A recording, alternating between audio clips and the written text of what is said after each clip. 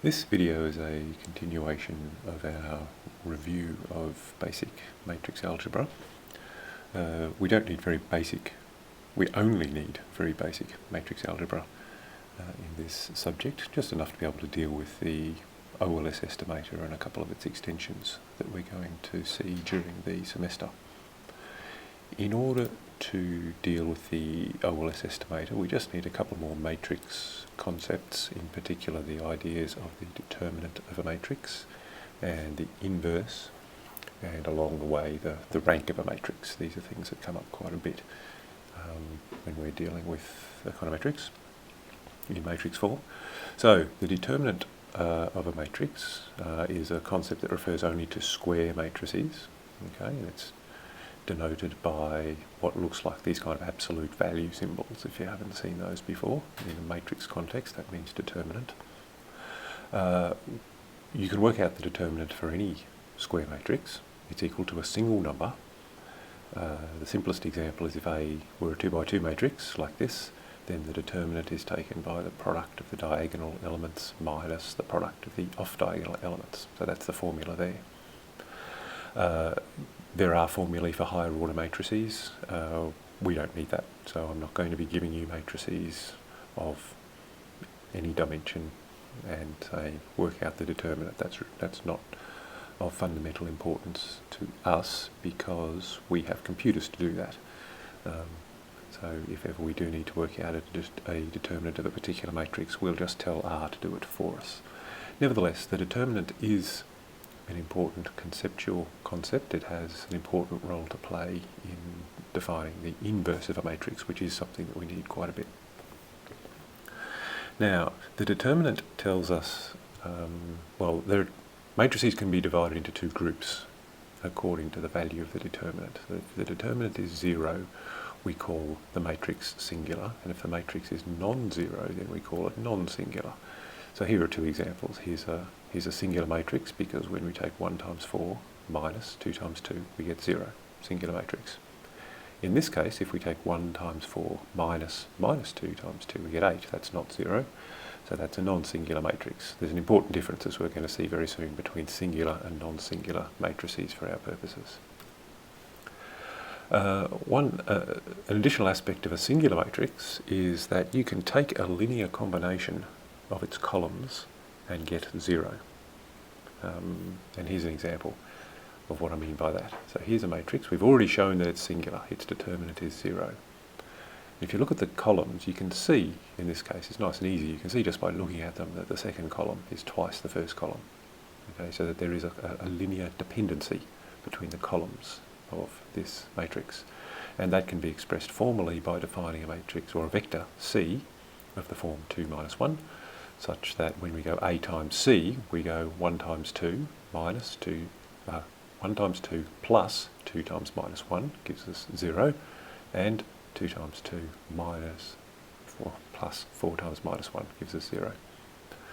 So that's where that comes from, those zeros there, when we multiply those together. We could just as easily have used minus 2 and plus 1 here and got the same effect. Okay, so the details there are not quite the point. The point is that we have these columns, we have the columns of this matrix, and there is this linear dependence such that there is a linear combination of those two columns that gives us 0. Okay.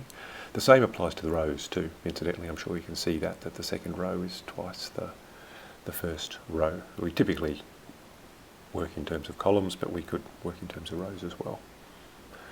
A non-singular matrix, on the other hand, there is no linear dependency between the columns or the rows.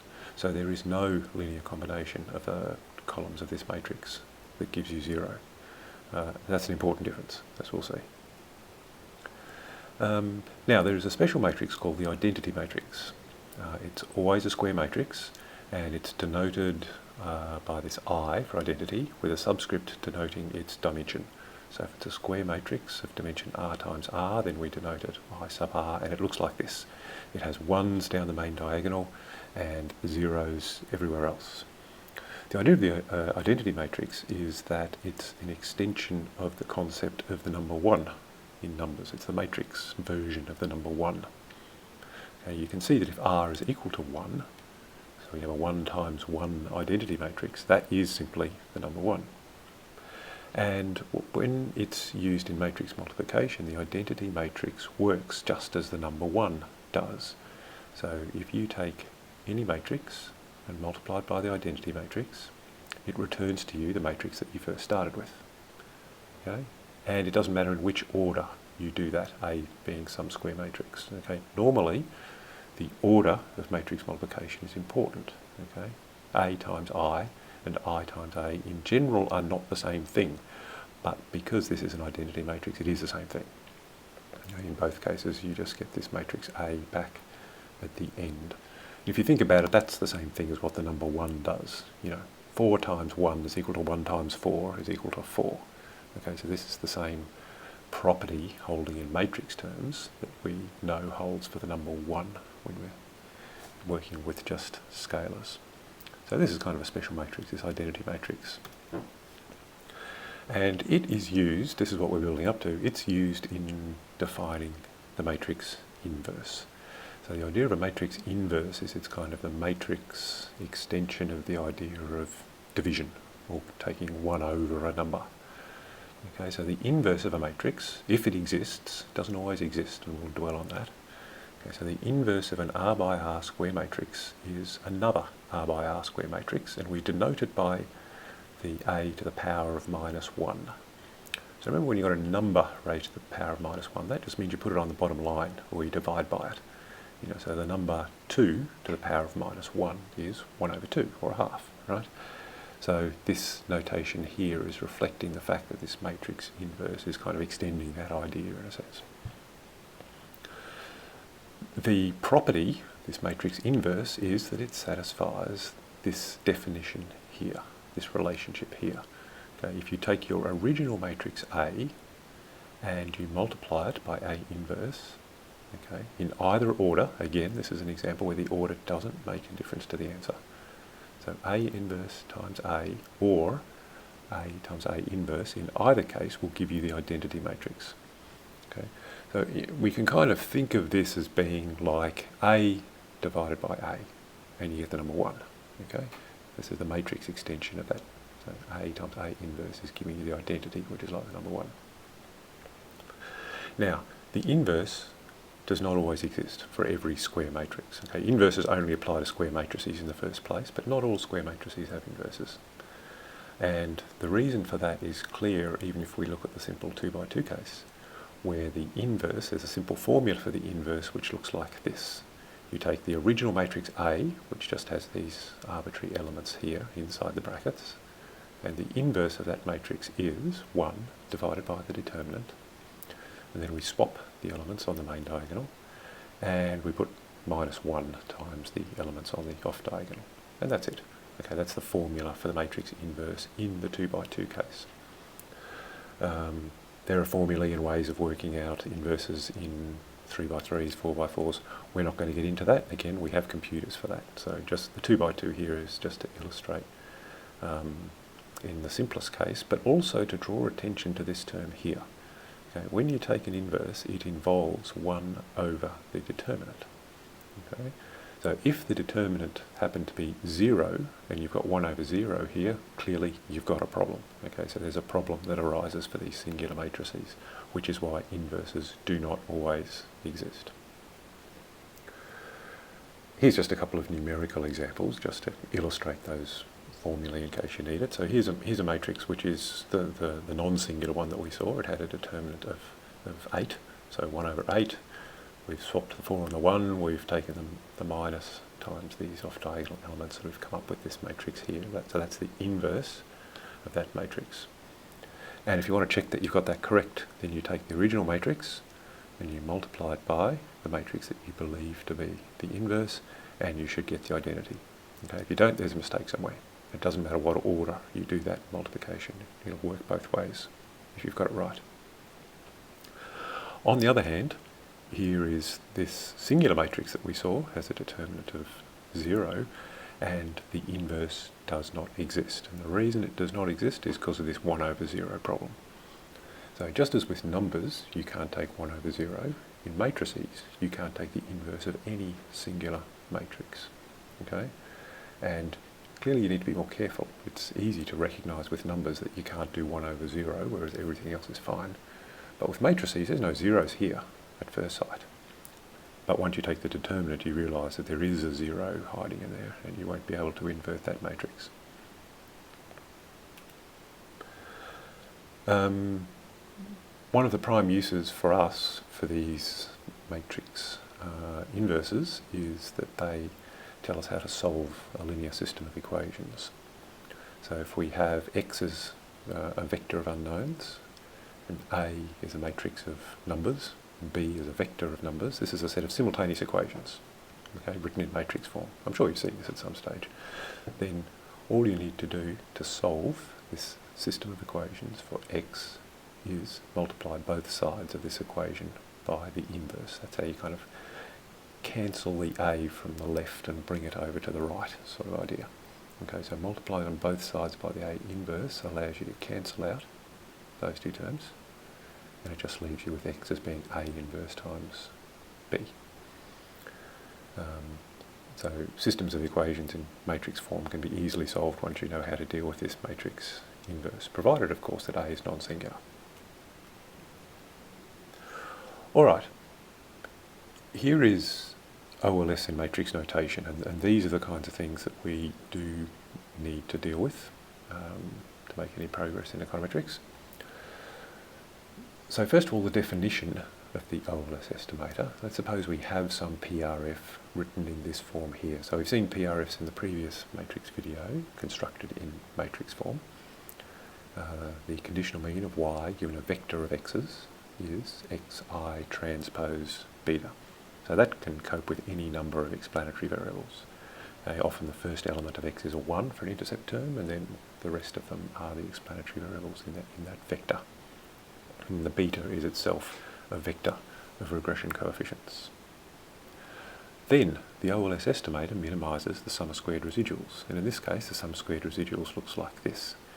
Okay, you can take the difference between the observed y's and the regression line, okay, the regression line specified here, for any value b.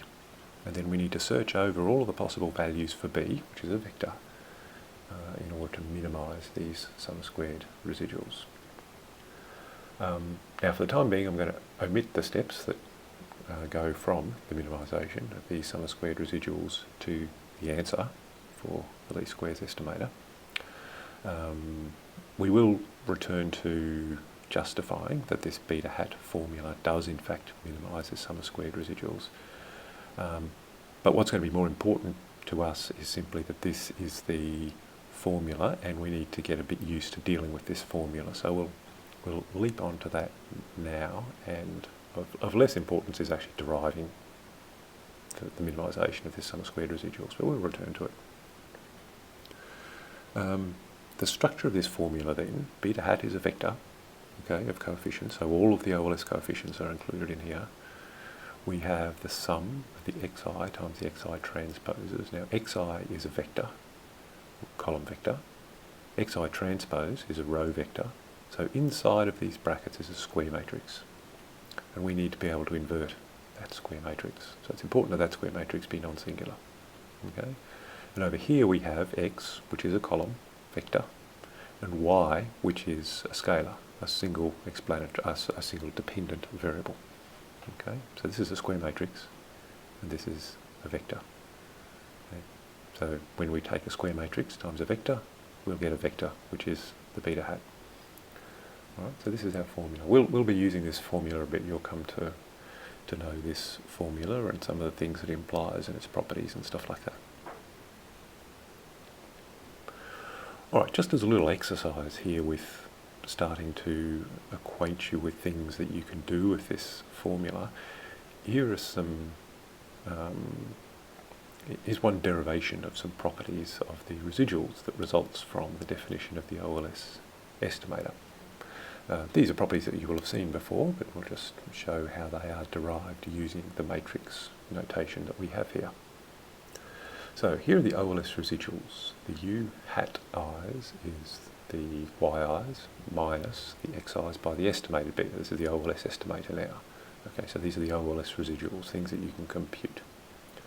And what we will show is that if you take the sum of the xi's times the u hats, you will get 0. Okay?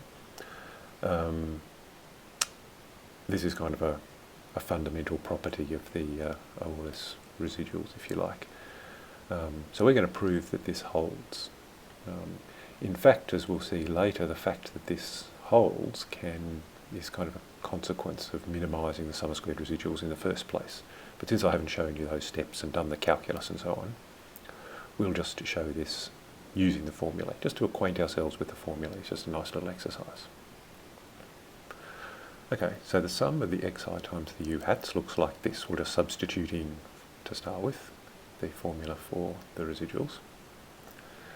And then we'll expand out the brackets. So xi times yi here, and xi times xi transpose times beta hat here. We've got two terms, so we'll put the summation applying to both of those terms separately.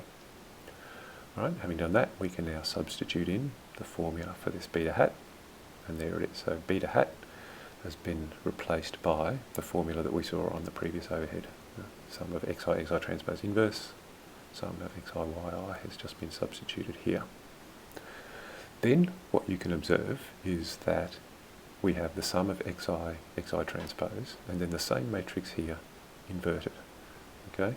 And remember, the definition of the inverse of a matrix is that if you multiply a matrix times its inverse, you get the identity matrix. And then the identity matrix times any other matrix just gives you this matrix over here. So we can think of this part of the formula as kind of being cancelled out. Okay? What we mean by cancelled out in this matrix setting is that when we cancel out those two terms, a matrix times its inverse, it gives us the identity. Okay? And the identity times this expression just leaves us this expression now. So there's kind of implicitly an I sitting in front of that now. And that's obviously 0. Okay, we have the same expression here and here, so they cancel out, they give us 0. So the result of just that little bit of derivation is that we have verified that indeed the sum of the xi's times the u hats, the Ovilus residuals, is equal to 0 as a result of this Ovilus formula here. What does that mean? In a simple regression, the xi vector might consist of just an intercept and a single explanatory variable. Okay, could be more than one in general, but in a simple regression we just have these two elements in the xi vector. And so 0, we've just shown, is the sum of xi's times the Ovilus residuals, and because the xi has two elements, it follows that this summation has these two elements. So in fact what we've shown in this case is that the Ovilus residuals sum to 0. Okay? You knew that, you've seen that before in second year, right? The Ovilus residual sum to 0, and also the sum of the explanatory variable times the Ovilus residual sums to 0 as well. Okay, you've seen both of these before, I'm sure. But what this shows is that you can generate those simple facts in matrix form, and therefore it applies not just to simple regressions. We could extend this to x2, x3, x4, and you can see immediately that the sum of all of those explanatory variables times the residuals is equal to 0. The implication of which is that the Ovilus residuals have mean 0. Okay, why? Because if you add them up and divide by n, you'll get 0. Okay, and the residuals are uncorrelated with x1. Why? Because if you want to work out the correlation between the x1s and the u hats, you'll have to work out this term here, and that's also equal to 0. So those are two kind of intuitive implications of this formula. Finally, we should mention the topic of multicollinearity. So multicollinearity, again, something you would have heard of, is a problem that arises when you have a linear regression and some of the explanatory variables have some kind of perfect linear relationship, some kind of perfect correlation between them. We can express the problem of multicollinearity in terms of these matrices very simply. Okay, so the computation of the OLS estimator involves this matrix here and taking its inverse. Now it's a square matrix, and the dimensions here, k plus 1, the idea here is the plus 1 is the intercept and the k is capturing the rest of the explanatory variables, so we can have any number of explanatory variables in here. So we've got this square matrix. Now, for this matrix here needs to be non-singular so that we can invert it. Okay? A non-singular matrix is one which has a non-zero determinant. And remember, we could characterise that in terms of the linear dependence amongst the columns. Okay? Singular matrices have some form of linear dependence between the columns, whereas non-singular matrices have no form of linear dependence amongst the columns. In other words, for this matrix here that we want to invert, in order for that to be possible, there must be no vector, let's say C, such that when we take a linear combination of these columns we get 0. Okay? Which implies, if we put this C on this X, there must be no C, no linear combination, for which the X's themselves linearly combine to get 0. And this is the expression of the multicollinearity problem. So if there is such a C, such a linear combination, such that we apply it to the X's for every I, every individual, then we get 0. That will imply that this matrix here is singular and cannot be inverted. And that's what the perfect multicollinearity problem is all about. Okay? Perfect multicollinearity exists if there is a perfect correlation between your explanatory variables, or some of your explanatory variables. And if that's true, that can be expressed like this. This is the linear combination, the perfect relationship between the x's that reduces to 0. And as a result, this matrix here is no longer invertible. So that's why if you have perfect multicollinearity, a dummy variable trap or something like this, you get an error message from your computer software saying, oh, well, this cannot be computed, there's a singular matrix, something like this. Okay, so the singular matrix it's referring to is this sum of xi transpose that it wants to invert, but it cannot. Okay, that's enough matrix algebra now to get us started on the Ovilus estimator, and enough basis to start working with the properties of the Ovilus estimator, which is something that we're going to be doing in lectures.